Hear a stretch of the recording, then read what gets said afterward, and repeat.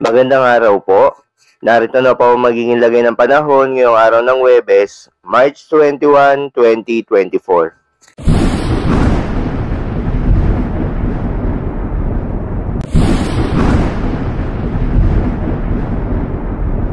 Sa kasalukuyan na tayo sa pag-asa, itong northeast monsoon o hanging amihan ay bahagyapangan lumakas at nakakaapekto na sa buong bahagi ng Luzon.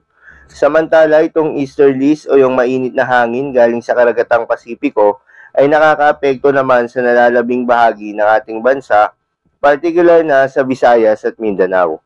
Magandang balita naman dahil ayon sa pag-asa ay wala namang binabantayan na low pressure area o bagyo sa loob o malapit sa Philippine Area of Responsibility na maaaring makaapekto sa ating bansa hanggang sa mga susunod na araw. At ngayong araw nga ng Huwebes ay asahan sa Caraga, Davao Oriental at Davao de Oro ang maulap na kalangitan na may kalat-kalat na pagulan at pagkidlat pagkulog. Dulot yan ng easterlies.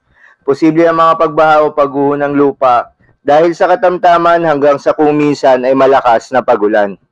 Sa Cagayan Valley naman, Apayao, Kalinga, Mountain Province, Ifugao, Aurora, Quezon at Camarines Norte ay asahan ng maulap na kalangitan na may mga mahihinang pag-ulan. Dulot naman yan ng northeast monsoon.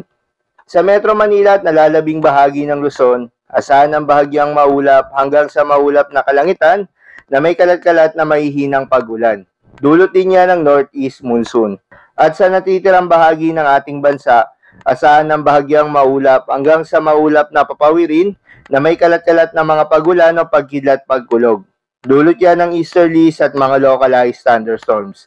Posible rin na mga pagbaha o pagguho ng lupa during severe thunderstorms. Kaya naman pinag-iingat po yung mga kababayan natin sa mga banta ng pagbaha o pagguho ng lupa.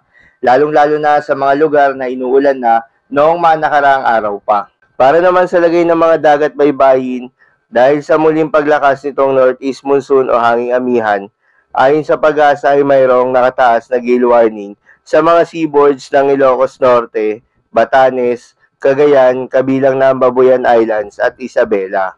Payo ng pag-asa ay huwag muna pumalaot yung mga kababayan nating mangingisda at yung may mga maliliit na sasakyang pandagat sa mga nasabing seaboards dahil inaasahan ng matataas na mga pag-alon ng mga karagatan na aabot sa 2.8 meters hanggang 4.5 meters.